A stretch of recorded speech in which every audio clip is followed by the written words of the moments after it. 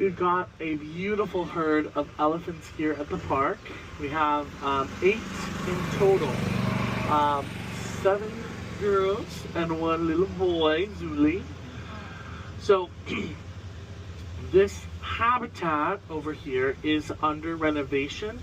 Now this closest side to us is fairly new. They didn't really have many plants or a back scratcher or a huge pool before, but we're still renovating a lot of the elephants' spaces out here. Because, do you see the wall that they're standing in front of? There's another valley for them beyond that. And that wall is actually going to be a guest pathway where you're going to be able to see elephants on both sides of you once we're finished with construction. So we're very, very excited to see what the future holds. Alright, so this is the habitat for the males. So we have a lot of enrichment out right now as well. So these guys are not normally on exhibit? No. We have females that are accessible to the public to view and walk and see them.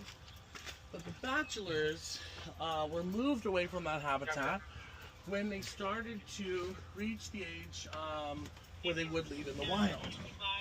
So we try to simulate natural behavior as much as possible. So when we saw that our 2 males were kind of reaching out, like they're going through gorilla puberty, we decided to move them out to their own space. And that was for a few different reasons, but one of the reasons is we don't want brothers dating sisters, we're not that kind of park. We're very careful on who gets to live with whom. So very, very careful about those things. So you can see lots of enrichment though. We even put looks like some butcher paper between some of the palm trees. Later today they can absolutely destroy and shred it all up, which is pretty exciting. You can see there's lots of produce boxes as well, full of all kinds of goodies and snacks. They do have an indoor space. We call it their bedrooms, which is beyond the hill. So they do have a ton of space. What that also means is that they get something called choice and control. What they want to do is what they're going to do. If they don't want to come out and see us, that's okay. They're doing what they would like. So that's all in terms of their own comfort and healthcare, which is fine. The species that we care for, they're called Western lowland gorillas. They actually have my favorite scientific name of any animal, gorilla, gorilla, gorilla. You'll never forget it. Make it really easy for the tour guide. But they are endangered, so we're working with many different groups in Africa to keep these animals alive, besides just breeding them here at the safari park. Birds that we care for out on the island. For example, there's a lot of tall ones with crazy hairdos. Those are called East African crowned cranes. I call them bedhead birds. They're monogamous and they mate for life. Every day they sing to their partner to show that they're still in love. So the key to a long relationship is lots of karaoke, right? Lots of singing on the savannah.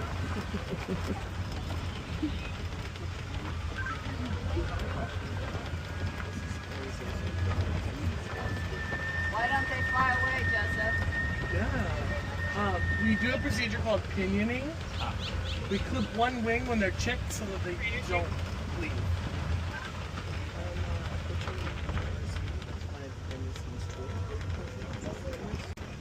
Oh, they're really slow. Like they're not even moving at all. So this is a facility where we do care for wildlife. However, they're in the back right now, so we're going to go and see what they're up to here in just a moment. Before we get there though, we also have some birds to the left, or the driver's side. What birds do you see? Is it a vulture? Yes, we got some big vultures. So, you guys still have condors out here, right? Somewhere? We do.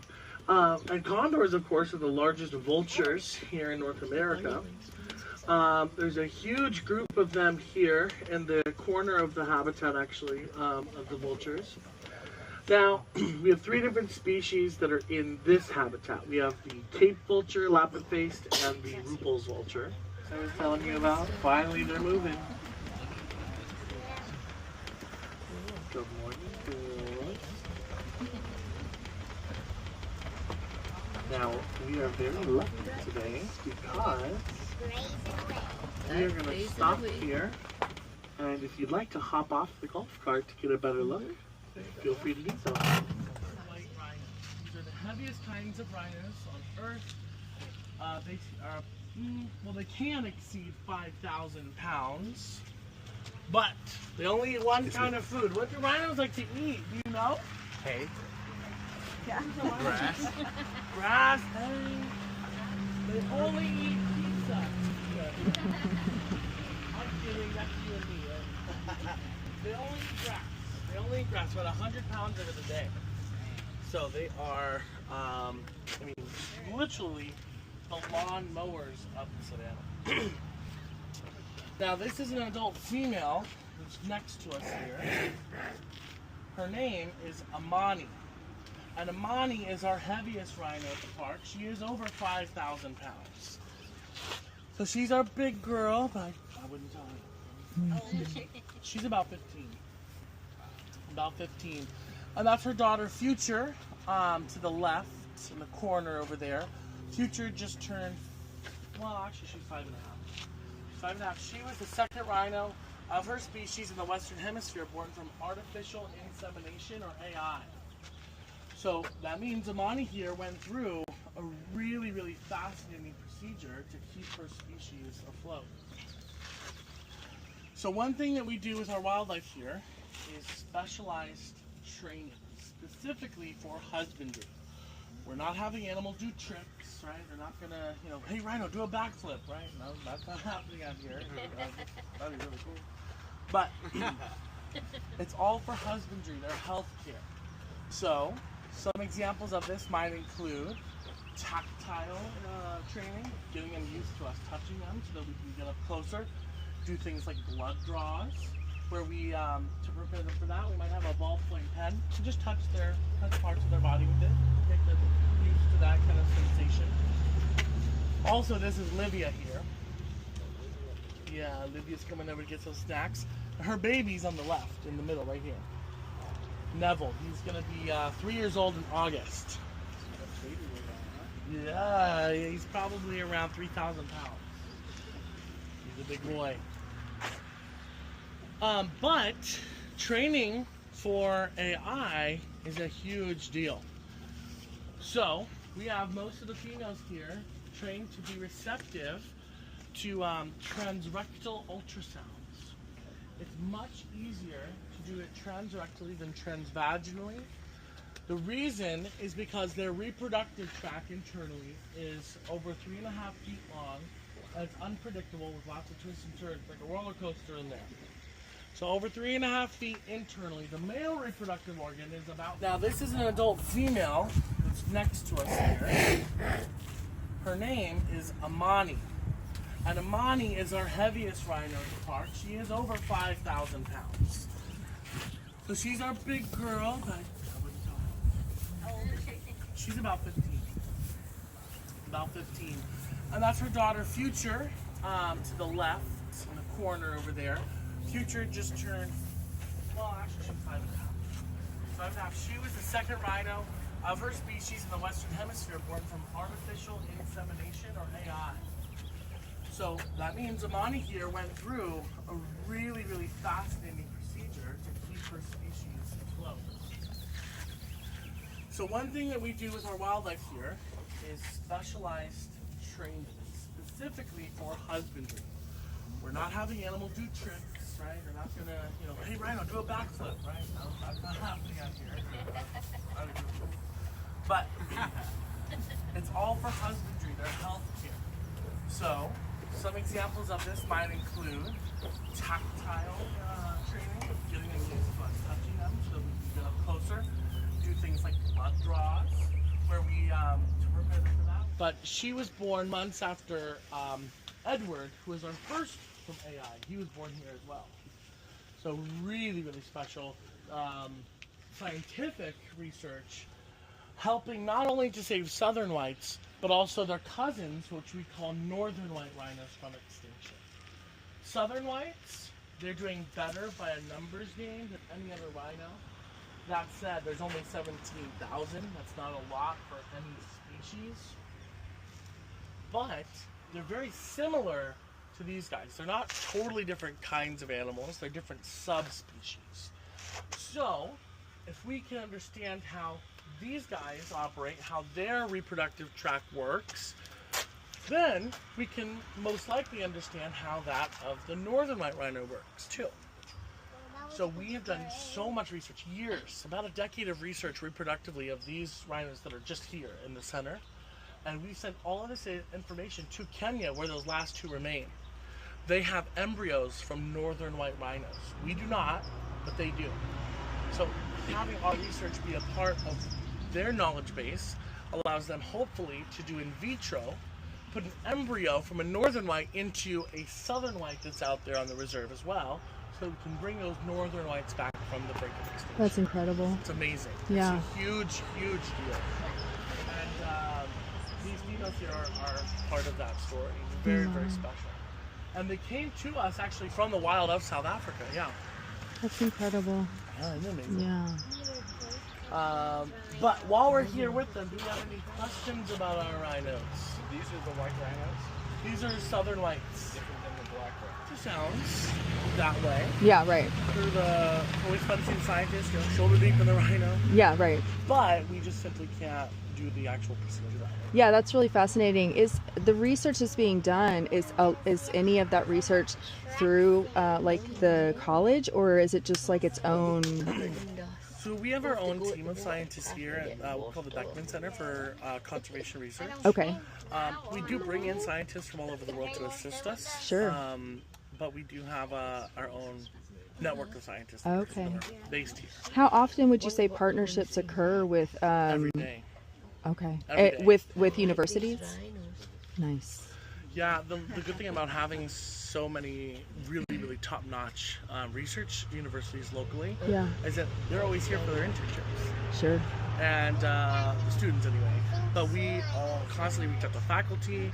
I have one guy that was on my tour last year. He was an expert in anesthesiology, and so he works at UCSD Med Center, and he comes out here to do some of the surgeries. So he will put like the gorillas and the orangutans and the pandas down for procedures like AI or open heart surgery, stuff like that. Wow, that's fascinating. So the resources that we have locally are so important for us. Also, we had a gorilla get an emergency C-section, and we had neonatal specialists from, I believe, Sharp Children's Hospital come to visit us too, which was amazing. That's and fascinating. both survived along in the child. That's amazing. Really good. Yeah. Wow. Thank you. Yeah, of course. Yeah. And then, I don't know, you saw science. We don't do much science here at the park. Yeah. No, I'm actually. It's really interesting as a design because it really puts the focus on what your narrative and what you're sharing. You know, it's really a great interaction. Yeah. All right, so we're gonna hop back on board.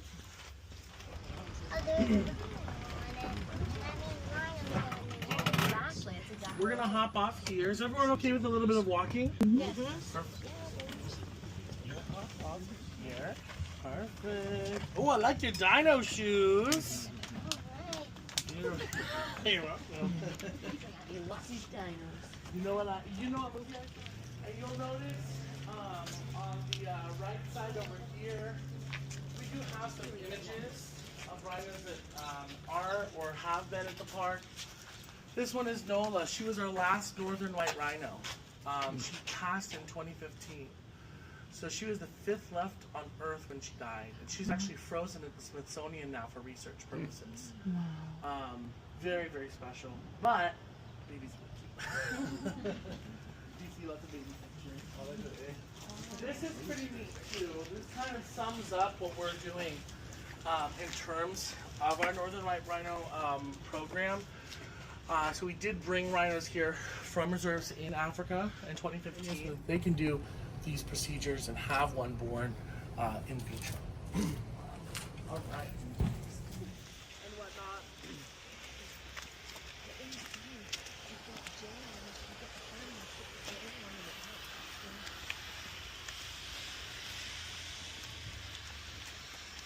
is a pretty cool space.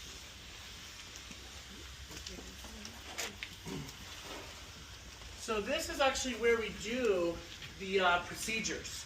So when there's not we can keep accurate weights on the animals. Then we can close these doors to have the animal firmly in place, comfortable in there, so that we can do the research. So we can have the ultrasounds being done. So we can do the AI, things of that nature. We don't fully anesthetize the rhinos. Their nervous system's a lot more sensitive than our own. So we do have them partially sedated occasionally. We'll have these straps underneath them. Our care specialists are at the front of the animal, giving them food and comfort. The scientist is at the back. And this opens up as a screen so you can see it all happening in real time. If you've ever seen like PBS footage of anything we've done with rhino research, usually it's done over here because this is where it all happens. Really, really neat. I don't know how much a rhino can do. Okay. But yeah, do we have any questions about our research or anything rhino while we're back here before we go to our next animals? Any questions? We have a male greater one-horned in the barn, or an Indian rhino, but no one told Joseph that they were doing construction today. But I did want to show you where we do where the magic happens. Where the magic happens, I like it. Conservation initiatives. So one of them is, of course, the African savanna. We're going to meet the rhinos and the giraffe and all those classic safari-style animals. We do a lot of work in the African forest as well. When we tried to go and see our gorillas, and we're a little sleepy this morning. But we're going to try to see a couple of other hubs throughout the tour as well. So we're going to doing a little mini world tour this morning. But if you look directly in front of us, it's really cool. You don't want to miss it. I want to welcome you to Jurassic Park. Whoa. We call it Giraffic Park. Steven Spielberg, though, came to us before he made the film, and he went through these dates. These are the actual ones that inspired the gates in the film. Oh, wow. So yeah, that's our little like Hollywood portion of the tour. Also, before The Lion King was made, Disney animators came out to the zoo and the safari park to get inspiration for their characters as well.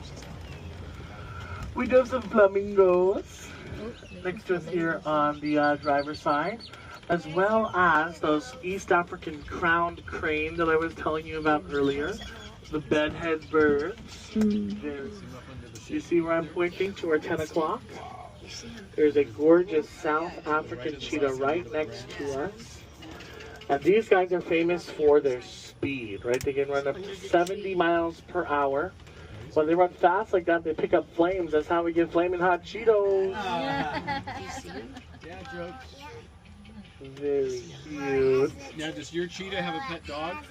Some of them do. We have 17 cheetahs. Oh, geez, really? 2 of them have canine companions. Canine companion. 2 of them have canine companions, yes. 17 cheetahs, wow.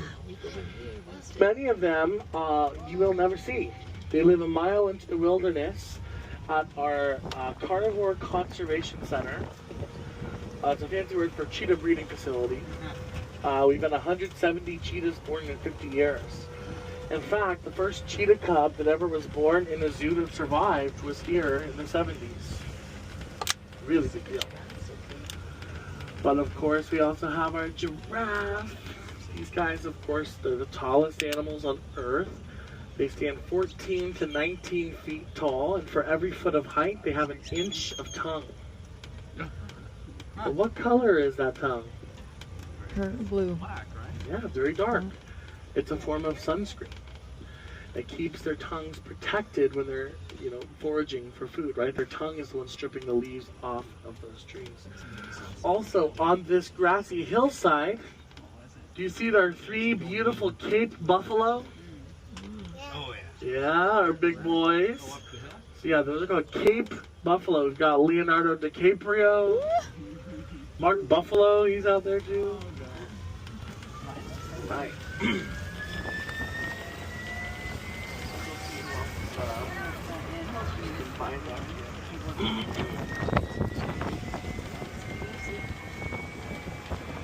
So we do have a wastewater treatment here on grounds. This is where the water goes after it's treated, and then we irrigate all of the plants here at the park with this water.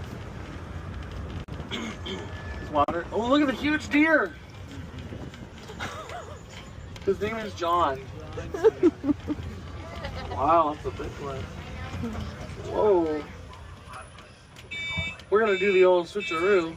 The big fish always wins. Okay. So, one thing that you also might notice is our tram station. They're getting on the tram right now. Yeah. Oh, what was that? Our grandkids are getting on the tram. Oh. Stay away from them, you're good. Are they getting on right now? Yeah, they are. Which ones are they? The pink hats? They are in the pink Got outfits. flames. That's how we get flaming hot Cheetos. Dad jokes. Very cute. Yeah, does your cheetah have a pet dog? Some of them do. We have 17 cheetahs. Oh, geez, really? 2 of them have canine companions. Canine companion. 2 of them have canine companions. 17 cheetahs, wow. Many of them you will never see. They live a mile into the wilderness at our carnivore conservation center. So that's where our cheetah breeding facility. We've had 170 cheetahs born in 50 years. In fact, the first cheetah cub that ever was born is. But of course, we also have our giraffe. These guys, of course, they're the tallest animals on Earth. They stand 14 to 19 feet tall, and for every foot of height, they have an inch of tongue. But what color is that tongue? Yeah, very dark. It's a form of sunscreen. It keeps their tongues protected when they're, foraging for food, right? Their tongue is the one stripping the leaves off of those trees. Also, on this grassy hillside, do you see our 3 beautiful Cape buffalo?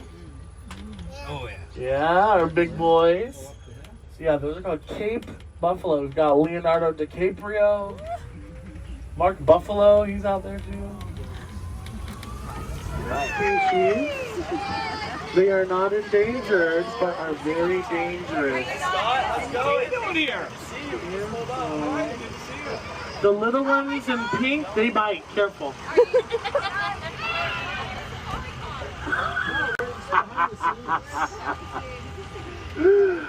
All right. We had a cousin that showed up too. I was just like, what? Thank you for that. Of course. It's so fun to show off. I'm telling you, we like to have fun out here. So, you just wanted to see the giraffe again, right? There we go. Oh, there we go. So, we'll see what the, I'll point out some other animals while we're playing too. So, of course, we did see the giraffe moments ago, but we also have another kind of animal. They are antelope down below, kind of on the dirt road. These are called fringe-eared oryx, and they knew we had special guests today. They put their makeup on. You see their face markings? That black line covers their eye and extends the appearance of their horns. That makes them seem scarier, more formidable to potential predators. So it's called a threat mask, and there's several different kinds of antelope that have this. Fun fact, that kind of antelope also, on their ears, they have a black circle in the middle of their ears surrounded by white. Those are supposed to look like eyes. What animals are depicted on this logo? A bird, a lion, and a rhino. Bird, lion, rhino, very good. The rhino represents the safari park. We are the most successful rhino breeding facility in any zoo. We've got 200 rhino calves born in 50 years. It's a huge deal. The lion represents the zoo downtown. That was the first animal that they ever cared for there, was a lion named Rex. And the bird head in the top right corner, that is supposed to be a California condor, which kick-started a lot of the conservation work that we do all around the world. But, of course, they're a local species. And we've done a lot to save them from the brink of extinction as well. Now, bird's eye view, we just passed our wastewater treatment plant where we recycle about 70,000 gallons of water daily. So we ask that if you use the restroom today, if it's liquid waste, flush up. If it's solid waste, flush down. That saves a lot of water because we have a lot of plants. Now our total animal count is 3,500 individual animals. What do you think is our plant count? What was that? Zillions. Zillion? Ooh, that's a good movement. 100,000. Can't count that high. 100,000? That's a lot of plants. I can't even keep one cactus alive. Well, I'll tell you what, it's over 1.3 million. So it's a huge collection, not just animals, but plants too. Because plants are important just like animals are. And they're endangered too. There are way more endangered plants than animals because there's just simply way many more types of plants than animals. We're working to preserve them. So we are passing Elephant Valley once more. And it does look like we have a few that are out, but the best view is this one right alongside the barrier. And she's getting some training right now. Do you see? Some of you might see there's a care specialist on the other side of the barrier there. So this, I believe, is Cammie. She's one of our teenagers.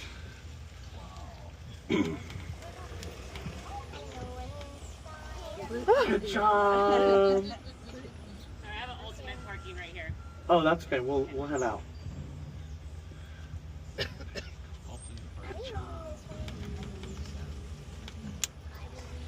channel's closed.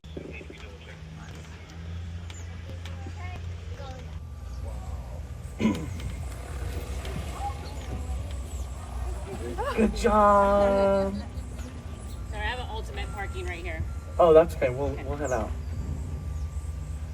Good job. The channel's closed.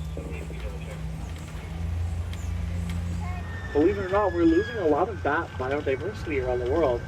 And they're so important to our health as well. They limit insect and mosquito populations. Now, we don't want them in our buildings, right? We don't want them in our kitchens and things, but we do want them around. So building a bat box encourages them to be here, but in the spaces that are perfect for them and perfect for us and living with us.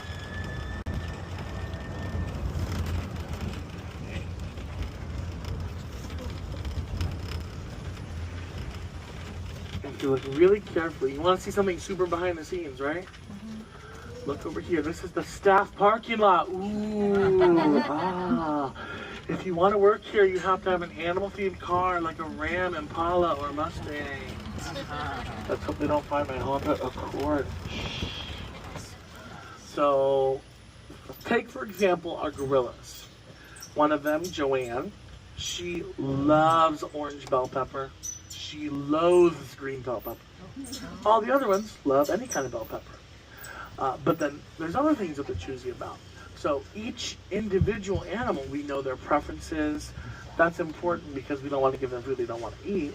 But also, we want to make sure that we know their favorite treats and snacks because that's going to be a great reward for training. Right? We want to make sure that if they do something really, really good, we give them a really, really good reinforcement as well. Okay, but it looks like Perth is just in the distance. Oh my goodness, we must be getting closer. We're going down under to Australia. And next to us here we have some beautiful, what kind of trees? Yeah, I heard that, eucalyptus. We grow about 35 varieties of eucalyptus between us and the zoo for the pandas, the koalas. wrong there. The koalas that live in the downtown zoo. The very first koala to leave Australia was in 1925. It moved to the San Diego Zoo. So we have a very long history of caring for Aussie wildlife. which means they trust us to care for some of their most treasured wildlife as well, both animals and plants. So we're going to see which of those animals we'll get a chance to see this morning. Also next to us we have some of our fabulous wildlife care specialists. The folks the ones keeping the animals and the plants healthy and safe. Okay. Hey Joseph, Yeah.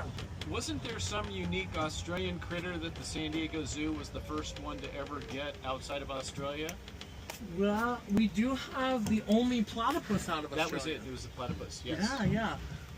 We are not the first to ever have them out of that country, but the last time they were out of Australia was in the 50s. Okay. That was in the Bronx, and it escaped. Oh, nice. So they did not trust other zoos for quite some time. Yeah, I wouldn't either. Australian zoos for Joseph.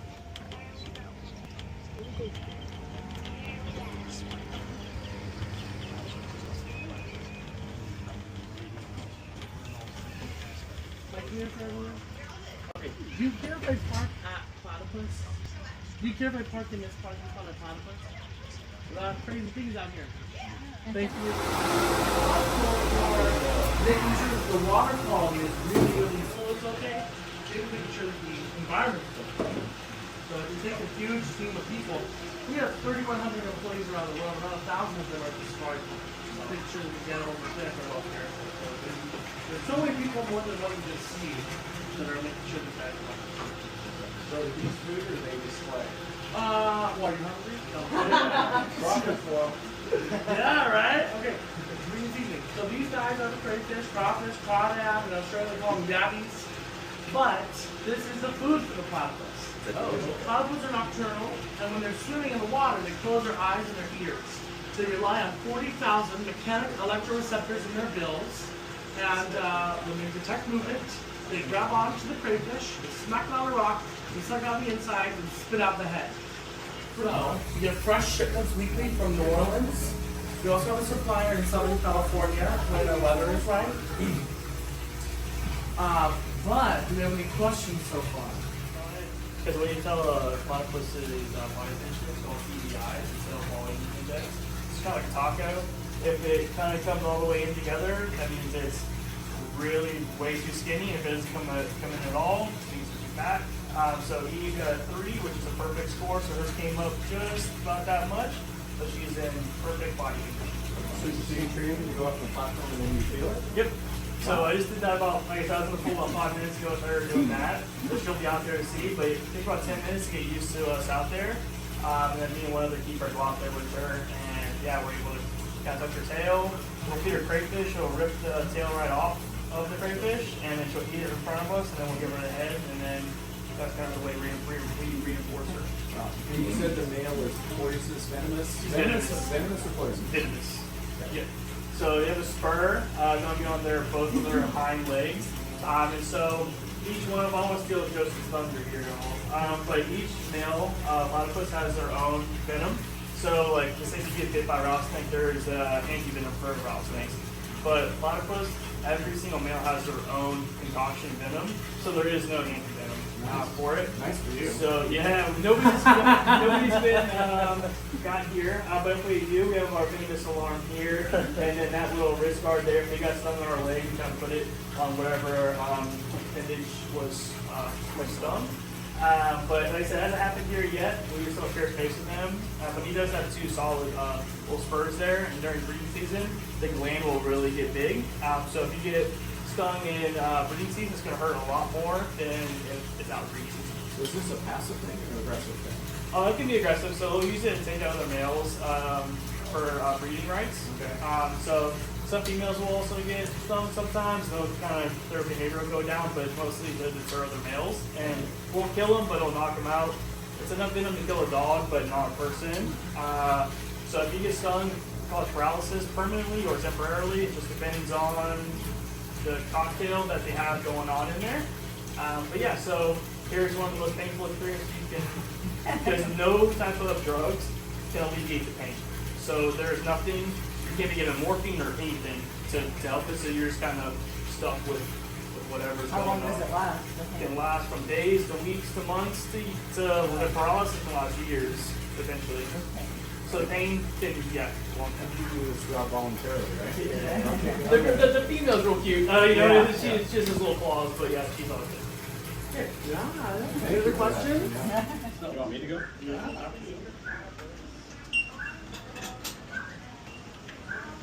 We will try to get a glimpse. Soft floor. Yeah, right. Nice and squishy. I didn't expect that. So in here, I look for them.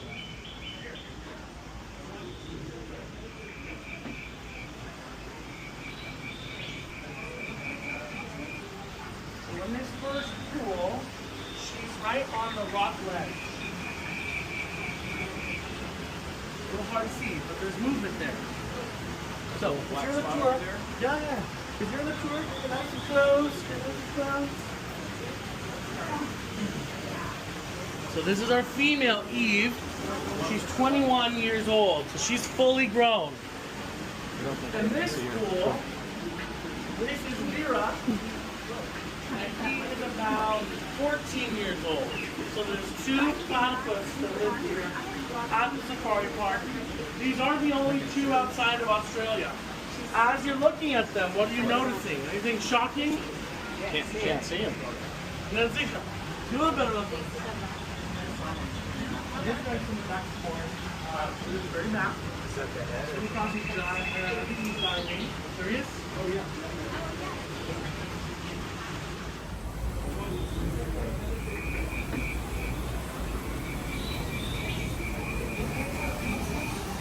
So when this first pool, she's right on the rock ledge. It's a little hard to see, but there's movement there. So if you're in the tour, yeah. If you're in the tour, get nice and close. Get nice and close. So this is our female Eve. She's 21 years old, so she's fully grown. And this pool, this is Lyra, and he is about 14 years old. So there's two platypus that live here at the safari park. These aren't you up close here. If you're in my behind the scenes tour, get up to the glass. I want you to see them. They're very cute. So, There we go. there he is. There he is. Anything surprising? Small. Anything where you're like, whoa, that's Not as big as I thought. Well, I'll tell you what, the size is what most people say. Like a beaver, right? Most people think a beaver or a big otter. Kind of like two guinea pigs put together. They're pretty tiny. And that's full grown. They're fully grown, both of them. Both of them full grown. This one is 14, the other one's 21. Years? Usually late, like early 20s. They're about there. There's one in Australia that's just about 30. Oh my god, yeah. One is 30. There are two both there. This is our male, and then that's our female. Yeah, so. Yes, they're only together in different conditions. And then we monitor each other to get that evidence. So, he might not hurt her, but he could. So, we're careful. Yeah, big fat worms. They give them bloodworms, mealworms, flatworms, all kinds of stuff. So they're going to eat bugs, waterberry, worms. Crayfish are a favorite treat for them though. That's where they've done a lot of them here.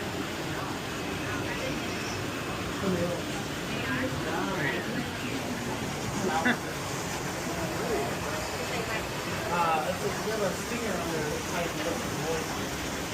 Yeah. I know, right? Let's see, do you have any other questions while we're here with them? Like this, he was going around. Yeah, they're not so this is so we can see them active. Versus if we turn the lights on in here, they're going to go into the burrows. The burrows. Their habitat, they're so caged and go through. Have them on a reverse cycle. Yeah. They're still on Australia time. We turn the lights on our nighttime, right? Yeah. They can still get a natural rhythm. Okay. Yep. All right. If you're in my tour group, You can stay another minute or two if you want to get some views. Once you're finished, join me. I'm going to be right outside over here. Here it goes. It's going the other way now. Oh. These are so small.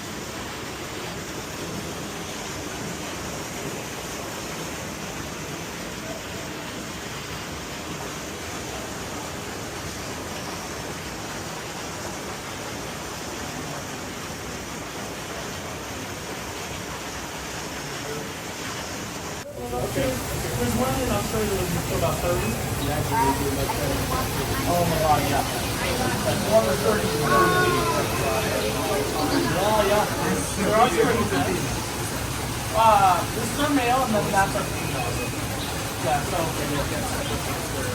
yes, they're only together. They're gonna go into the burrows. The burrows. So in their habitat, they're going to feed, then go to food. You just have them on a reverse cycle.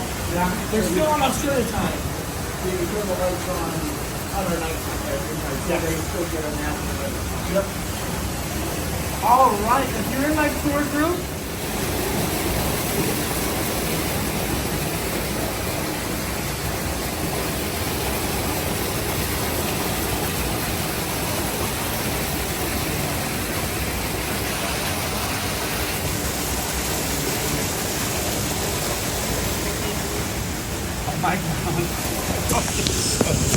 so if you go on your phones later and you can type in Smithsonian bird safe coffee, they've made this really cool tool where you put your zip code in, your postal code, and it'll show you the online and in-person retailers local to you that will sell you these sustainable beans. It tastes better if you're saving cute animals like a Cory, but you're doing a huge, huge benefit for not just her, but for rainforest species all around the world. Because coffee is grown in tropical areas globally, Africa, Asia, South America, Australia, different produce. We do have large, like, I won't say regular kangaroos, but the ones you're thinking of too, red kangaroos. They get a whole host of different produce, sweet potato, green beans, carrots, jicama, grapes, romaine, all kinds of stuff. Peanut butter is really handy as well, right? You ever try to put a pill, give your pet a pill, right? Peanut butter helps. Same thing for the animals. My favorite is for the rhinos. We give them like 25 pills at a time because they're so big. So we shove them in a banana, and then they get the sleepy banana. This here is the freezer. So you can see this is peanut butter and water. So this is a frozen treat for some of the kangaroos. Does it look most appetizing to us? No, but we also freeze nectar to make popsicles for them. We just sometimes it's literally an ice tray, just ice, so that they can cool down like that during the day, because it does get so warm here in Escondido. It's true, each single one, and that's representative of the Australian animals. And I do want to show you one thing over here. We may not have time to see the bird, but in that habitat, sometimes it comes over and says hi. They're called cassowaries. Cassowaries, yeah. So, they are the world's second largest bird. I'm going to pass this around. And today, we get to pet one in our own way. This is a feather. It starts as one. If you try to join it together, it will not go together because they're not designed for flight. They're designed to be poofy so that they can wick water away from them. So very, very interesting birds. But that is a feather. What do you think this might be? A quill? Which, by the way, no cassowaries were harmed in the making of this talk. These fall out all the time. Guessing it's a quill of some sort. This is basically a flight feather.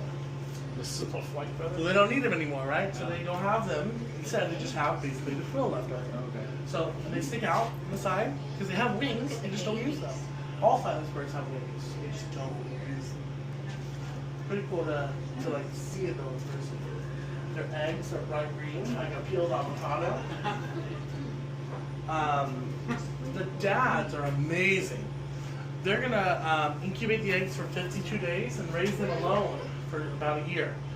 Once the mom lays her eggs, she says, okay, I had a great time, but I gotta go find a new boyfriend.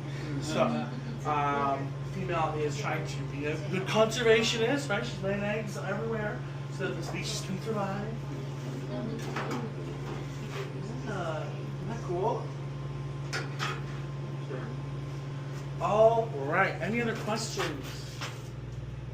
A really, really big fern or kind of like a overgrown baby palm tree sort of a plant. This is called a cycad. Has anyone ever heard of a cycad before? It's like a dinosaur plant. Okay, a few of us, very good, very good. Almost no one knows what they are. But they are very, very special. Cycads are the most endangered group of plants on this earth. We're losing them at a very alarming rate. But as one of you mentioned, they're also very ancient. This is what I call a stegosaurus happy meal. Dinosaurs used to eat these. They predate dinosaurs. Now, the reason why they're so endangered, well, there's a few. One of them has to do with poaching. Now, you may think, oh, well, poaching, that means like a rhino or an elephant is shot. But you can poach plants too. If you take them from their ecosystem, how can they help the other plants in that environment, right? And cycads, this is really detrimental because it takes about 15-ish years for them to fully sexually mature, to put out their first cones, which is where their reproductive parts are. After that, the cones are only male or female. So if you are a cycad, you are either a male cycad or a female cycad. There's not both. So, when you take that away, not only have you taken 15 years of the pollination for that ecosystem, but, thank you, but you're preventing potentially the pollination from all the other ones that are there. And one reason why folks want to poach these plants is that they're cool, they're beautiful, they're rare, they're old. But if everyone does this, there's none left. So we want to help preserve these. And one way that you can help us is actually by just the way you buy plants and animals. So we want to make sure that when we purchase plants for our gardens and pets for our homes, that we are finding out how the folks that are selling them to us are sourcing them. Are they getting them from shady sources, right? Is it from Facebook Marketplace and they just like said, oh yeah, I just found this. Hey, red flag, right? Make sure that it's regulated. They're buying from a reputable seller. One way that we can help you, we actually have a plant gift shop here at the Safari Park. So we have a lot of endangered plants. And we don't want you to take cuttings because if you do, you're going to kill our plants. But our horticulture team, they're very well trained in how to collect these plants if there's an excess. You can come up next to us. So they're trained if there's an excess, right? Trader gift shop today, you can take an endangered plant home and you're not going to kill the plants that are out here because some of them are the last of their kinds. We have a cycad at the zoo downtown, a wood cycad. There's only one ever been discovered. Now, granted, there's a few of them that are living, but they're all clones of that one individual. All right. So, oh look, there's a wild human right here. Careful. He's gonna get in front of us because he's super fast. He's like, not these bad jokes, but yeah. All right. These double doors are designed to not let them run off. I'll tell you who it's really for, are the mule deer. We get a lot of mule deer here in Escondido, and they're like, hey, those plants look really tasty. And we're like, please don't eat our endangered. I remember the wildfires several years ago in Australia. It was a really, really big deal. It was very tragic. But, let's see. Where's the double one? What were we talking about? Oh, fires. So the fires were absolutely terrible there. And there's a need, especially as climate change increases, for more dams built in this area. But there's a problem. She's gonna be 2 in July. So yes, you can see her over here. Putiri is a Sumatran tiger, which are the smallest subspecies of tiger. So she's not gonna be those huge, like if you've seen like a Bengal or an Amber tiger, those are the huge ones. They're easily over double the size of this one in front of us here. Double? You might hear some calling as Did well. you say double the size? Over double, yeah. The biggest tigers can get over 500 pounds. Wow. Putiri's about 167. She's still growing, but she's a little bit bigger. Her mom is 168, so. Wow. Her dad, her largest, is only 242. So they are the smallest kind of tiger. They're found on the island of Sumatra in Indonesia.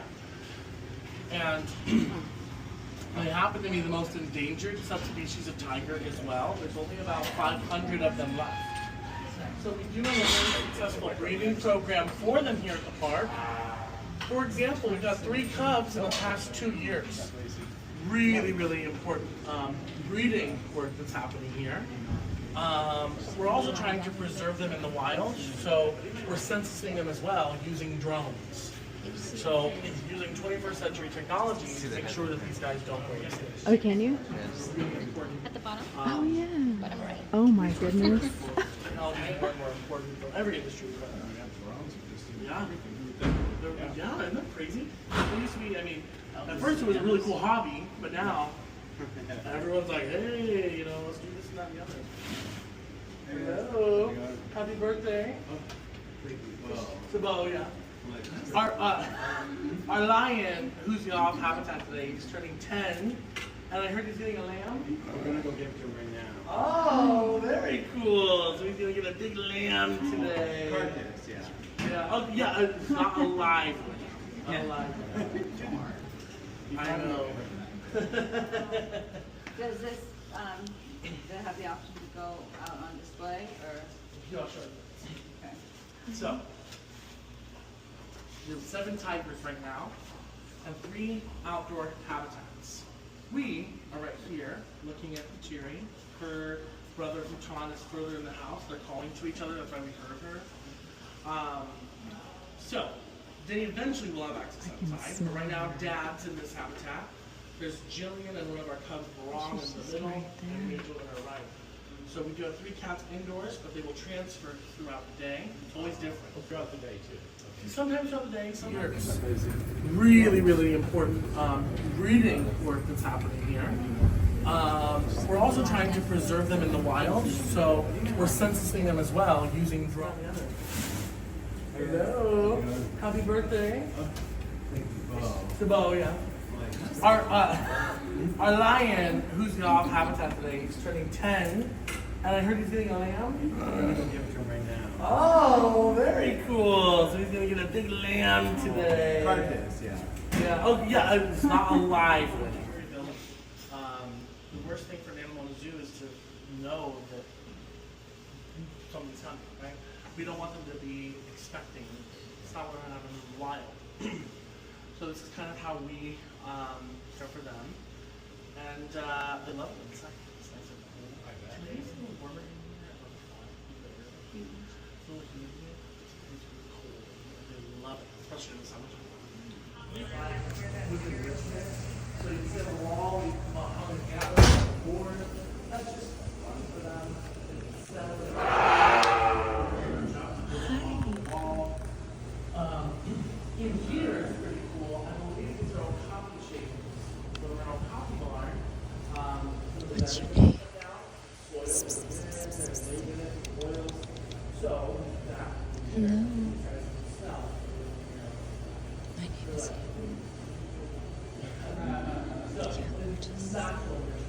Same thing with like we call them browse bones. So when like a giraffe. Favorites are mints.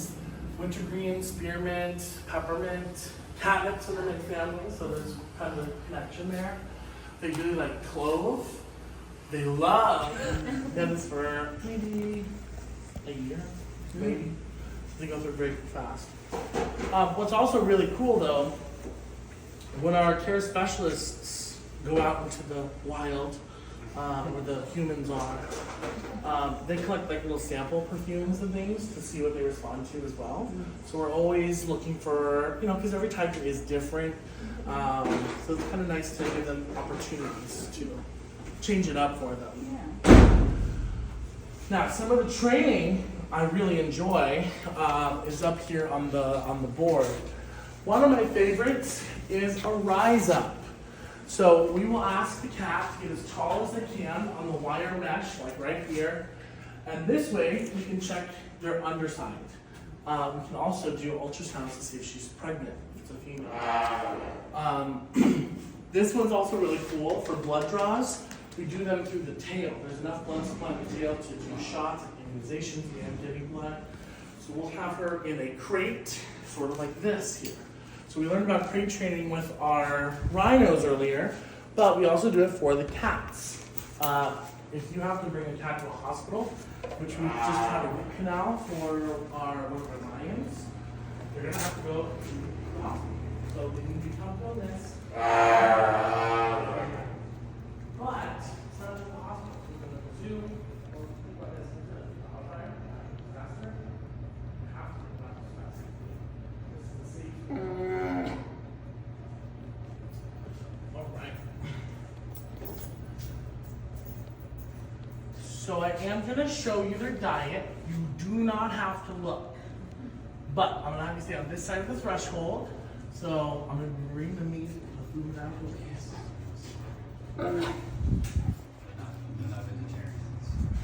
They're vegetarian type. Soy burger? So, this is their base diet. So we call Nebraska brand. It's ground meat, bone, tendon, hair, skin, everything in the carcass. It's basically putting a cow in a blender. We do give horse to some of the cats as well. We have 3 cheetahs that won't give it up. We found that once you're on horse, you don't like to try other food. But if you have the beef, then you're more willing to try other kinds of meats. We want them all on beef, but we have 3 picky cheetahs right now. So it's not just burger, you're saying you're mixing all The whole animal is on here. so you get the whole thing. The whole animal. And we do thaw it. For most of the cats, our male lion, whose birthday today, he likes it frozen. I don't know why. He just likes it frozen. This is a carcass, you do not have to look. So here we have a humanely euthanized white rabbit.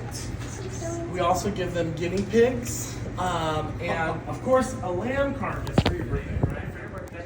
So once a quarter, typically we'll give them a lamb. But it's important to give them a carcass, right? A real animal to seek them to eat. And that's for many reasons. It's what they would do in the wild. But they get a lot of nutrients from the fur. Nutrients. More of something different than the driver. Exactly. So this kind of keeps them regular. I don't know everyone's sense of humor, but on Easter, every tiger got a bunny. Which I thought was really cute. It was very fitting. We also have a bag of mice. I feed my snakes the same thing. Yes. Love them. Yes. Oh, ball python. They're super cute. How about you? What do you have? 3 banded king snake. Oh, nice. I saw this year. I've seen 2 huge California king snakes on properties, on tours. They're so cool. If you want to look inside, you may. I won't traumatize you because you see it sort of. It's literally a bag of mice. I get little ones for my guy. Yeah, the tinier ones. The grandkids named Sky. Hey. Paw Patrol fans? No Paw Patrol yeah, it's funny because sometimes the guests, especially if they're not, this is very novel if you don't have a snake, right? It's funny, I'll bring all these weird foods out and they're like, wait, mine? And they take a picture of the mice but nothing else. I'm like, it's kind of strange. Right? So the interesting part though, some pet stores nowadays will ask you if you buy a mouse there if you're going to use it. It's like, oh, like a live one. Yeah. it's Yeah. like, well, what this animal deserves to eat too, so why can't I feed it? So you have to pick the right pet store or do living labs. Well, but also it's cool too. We feed them frozen on purpose because this eliminates risk of disease.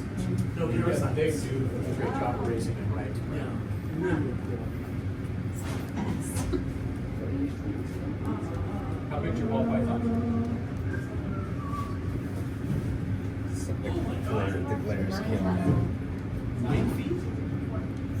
So he's probably getting I got it. right. He must have passed.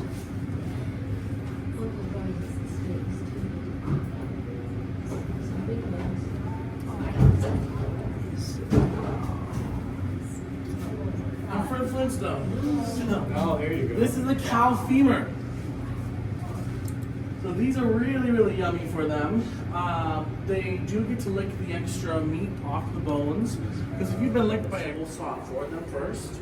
Sometimes the lions can, but not our current lions are a little bit less inclined to. Our past lions, they used to, our male, he used to crunch this like no one's business. He's really scary. But we give these every so often to them as well.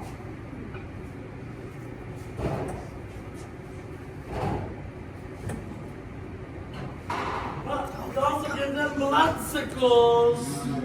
Anyone want a sample? You want to try a bloodsickle? Oh, it's okay. They don't want to share it. 31 flavors.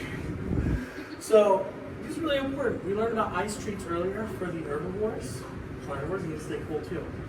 Especially for the cheetahs, once they're done running, their heart rate is so fast that we need to cool them down as fast as we can. So blood pops are one way to do that.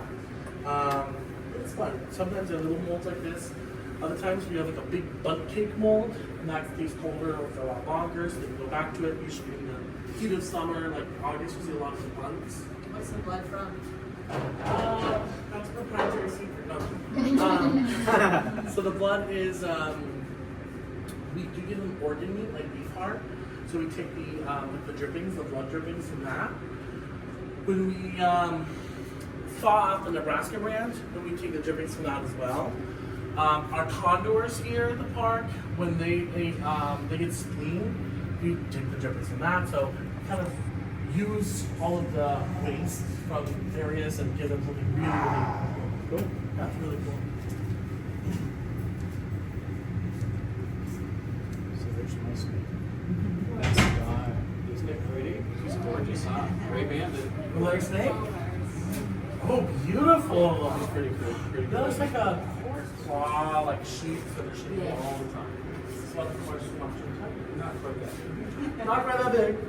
But also, that is a Sumatra tiger. This is a replica of a Bengal tiger. A lot bigger. So, pass this around. That's a whisker. Oh, I like your ring, by the way, Michelle. Thank you. This is a replica tooth from a tiger. This is the part that's out of their mouth. This is the part that's like the root. Oh wow.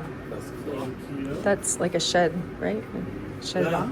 Wow. Yeah, I know it's intense. That's And that's just the amazing. covering after it's been dulled down and all that jazz. Wow.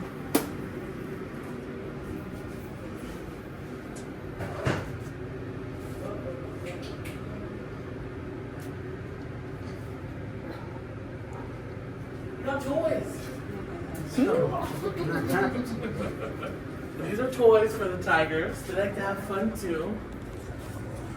I can't ever get through this. Look at what they do to it. Right? These are nearly indestructible unless you're a tiger. And then this is a jolly ball, like you would do a horse or something. I forget what they call this one. I forget what this one's called, but there's like only one kind of dog that can chew this. Mainly they sell these for big dogs, so they can be like outside and have some but we're doing one for zoo animals as well. I'm gonna have to look up the other one. Because I don't know about you, there's nothing else to read anymore on these. Yeah, right.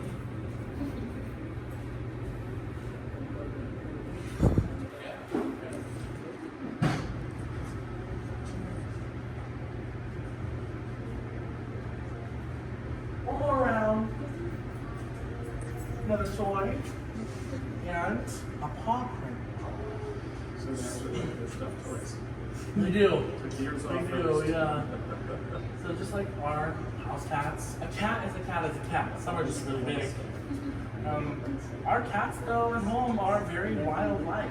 lot of ways. Special. Yeah, I'm kind of happy. It's just a tabby, but she's not a cat. Oh, nice. She is. I think she's part girl. Yeah, yeah. My friend's got 2 Maine Coon cats in her house. These fall off of the animals here at the park. You also find them around the mule deer. They'll drop their antlers. Sometimes we buy them from our suppliers and whatnot. Antlers are fine. They fall off naturally every winter. But the tigers really enjoy this. It's something they can smell, that they can crunch. But we use this for serving food in a way. So we can, that Nebraska brand, we mold it onto the antler sometimes. So it's kind of more or less like they're eating off of the animal with the bones and things. Exactly. Another really fun thing we do is we put a big pile of meat out, and then we have several antlers that form like a puzzle or a matrix over it. They have to figure out, how the heck am I going to get these sharp things off so that I can get to my food? Sometimes it takes them a really long time. Other times they're like, whoosh, and then it takes our care specialists like half an hour to build this, and then just watch them like, whoosh, they're like, we're going to give you these like an hour. And it's like, so it's really fun to watch them think to do that. Yeah, noticed on the gorilla enclosure, you guys had had lettuce on top of a bowl. You had some eucalyptus someplace. You had fruit scattered all over the place. On the which one? The gorilla Oh, enclosure. yeah. First one through. A lot scattered out there, and then we'll open it up, they'll come out, and then subsequent feedings, because they're protected contact, whenever inside with a big cat or a large primate, we'll toss it. So we'll go up to the border of the habitat where the railing is, and they're like, Frank, come on. And it's like a sack lunch full of goodies, and you just throw it in, they catch it midair, which is fun. They love popcorn. That's my favorite snack of theirs. They're popcorn. It's a great snack for when they watch movies, because they do have iPad time. Every Christmas, this is real. They watch the Charlie Brown Christmas special. They do. They're like, Just like my grandkids. yeah, that's fun. Frank, he's my favorite. He's our big boy. He loves 3 videos in particular. There's a YouTube video that we produced of him, so he watches himself, which is so funny. He likes to watch the orangutan camera that the zoo puts out. So he likes redheads, right? But then his favorite are monster truck videos, which is just so funny. Boy is the boy of the boy. Even gorilla. Do you think he recognizes that he's watching himself, or is that a capability? I don't know. I think it's more of us just being funny, but I don't think he realizes it's him.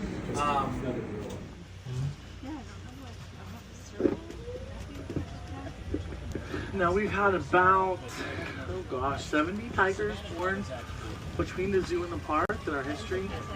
It's a fairly big deal. Tigers can be pretty difficult to breed. They tend to be quite aggressive to one another. The female will only drop her eggs once the male bites her on the neck, but then typically after breeding, the elephant. That's the elephant noise. But after breeding, the female will turn back and try to bite the male. So not safe in a lot of ways. So we have to be very careful in that we have to know the behaviors. We have to read their behaviors accurately. Otherwise, it's the worst case scenario, which does happen in some zoos occasionally. So you have to be very prepared for a breeding program, specifically with big cats. This is our new Elephant Valley site. It's a forest in Savannah. We even got a chance to go out to Australia. And we got to learn a little bit about the Southwest too, here and there. But did you folks have fun on safari? Yeah. All right, I had a blast showing you folks around. And I wanted to really thank you for visiting the safari park today as well. We're a nonprofit, so we don't receive any government funding to run our operations here at the zoo or anywhere around the world. So every dollar that you spend is critical for our wildlife care and research. Meaning, every dollar that you spend goes back to the animals. So whether it's a tour, after the tour, if you need to get a cheetah, Rita, how you doing? Or if you go to the gift shop and put you onto something, we sell what's called poo paper. So we take all the undigested grass for the elephant poop and make paper out of it. So think about passive aggressive notes in the office, letters to your in-laws if they're not on board with us right now. I don't know, maybe grandkids. But it all goes back to the animals. So I want to thank you one last time for visiting. I'm going to stop us right here. Go ahead, exit off the golf cart to the right hand. We got to see the plant or the animals that we got to see. Some were there, some were not. But they were intimate experiences. They have guides everywhere. Just like I walk from there to there, there's another guide in a bright red shirt directing you. It's brilliant.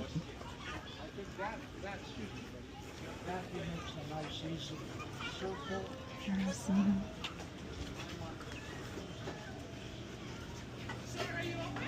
Yes, we are.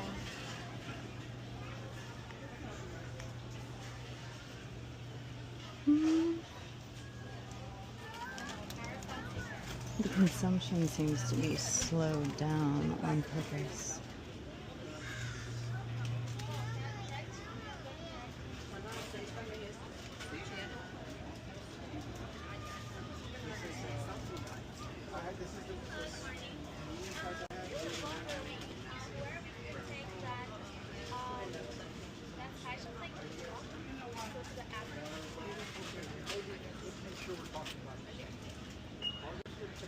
Let's make sure we're talking about the same thing.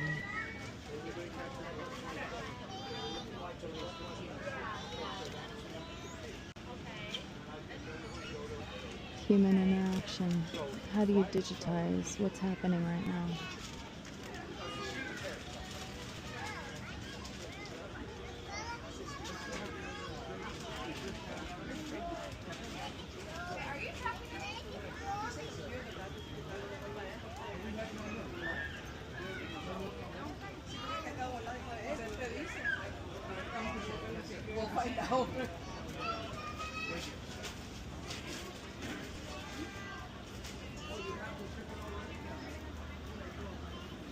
Are you definitely gonna grab something? Yeah, I'm getting these. Those? Okay. Yeah. Yeah. Let me just run over there and grab a skewer really quick. Okay.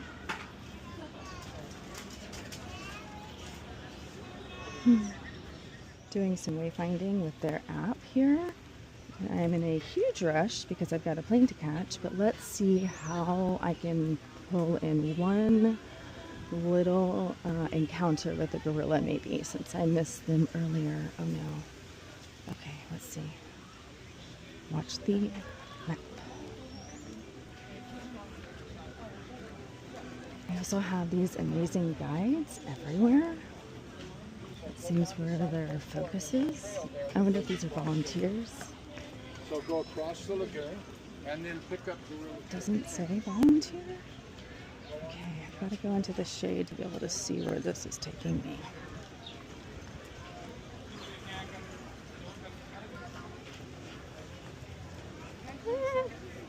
Okay. Okay, this way. It's quite almost disorienting, I want to say. Find your plants? I did, thank you. Wonderful, he remembered me. Pay attention to how close together these knowledgeable guides and volunteers are. Okay, still going. Nope. Gorillas. Okay, this way.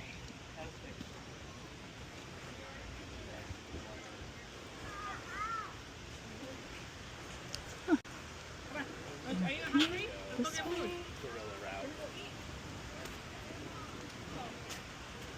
Am I doing it wrong?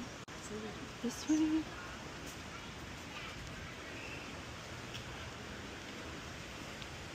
Gorillas. Look at that. Signifiers. And affordances.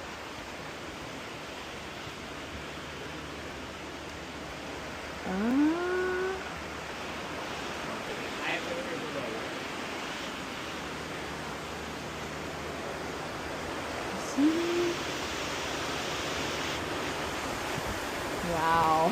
Oh my goodness. The breeze here is incredible. I'm seeing some beautiful bird off in the distance that's just like majestically flapping its wings. The water going underneath me.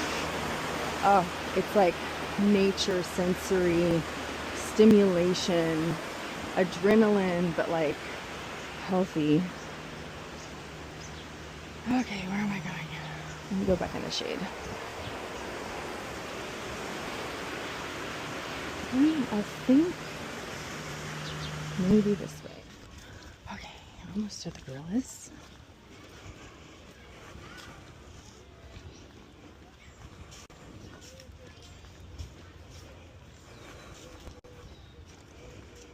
This is, I think, going to be the family. The male troop is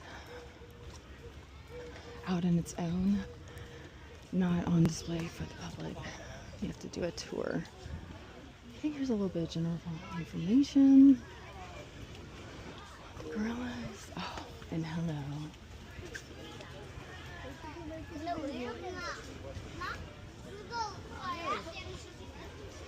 Oh, interesting. They're saying, hey. Look at this signage. This is fantastic. Yes. Oh, there he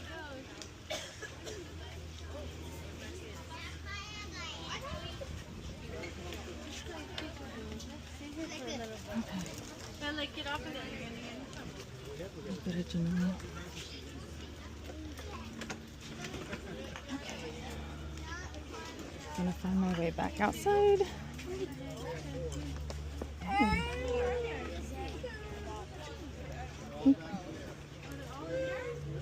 Oh, where did that come from?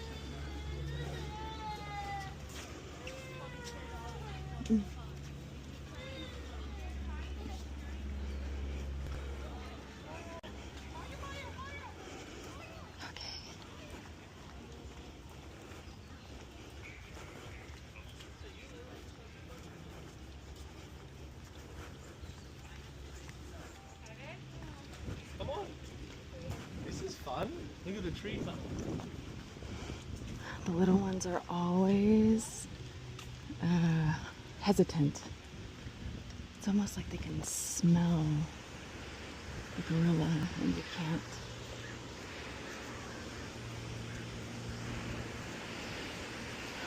This is neat. Talk about the water conservation.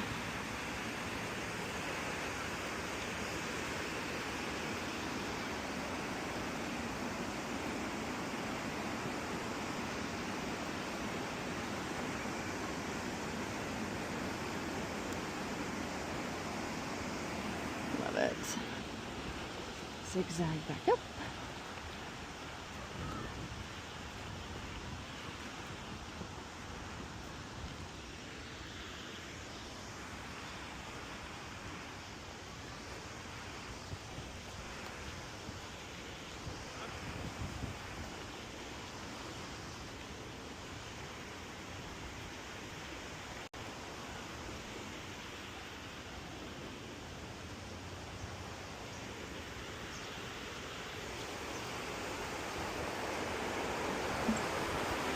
There's that breeze. It's incredible.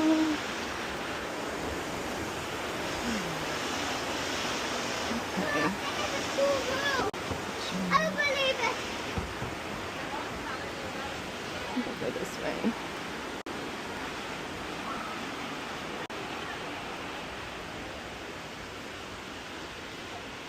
I want to go this way.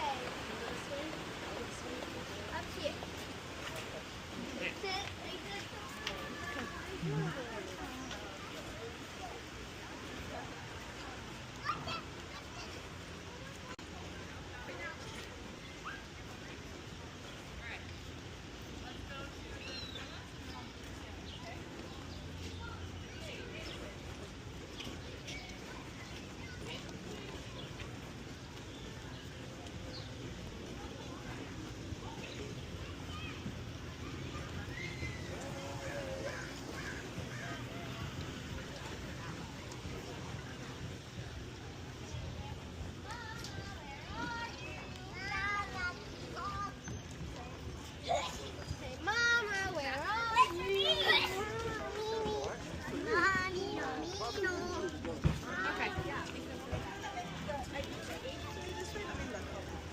gorillas, I think. Are the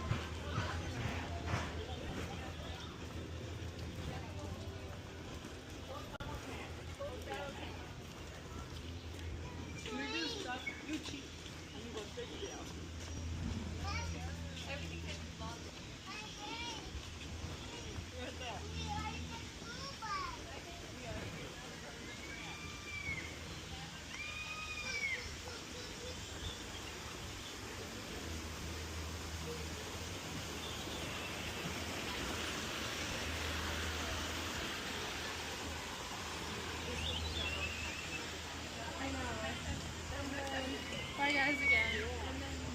try to buy it, and you won't be able to walk.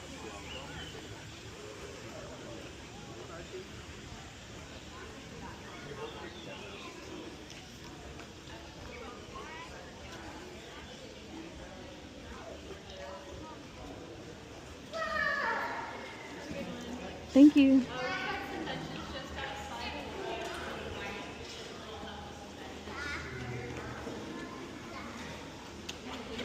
Hmm.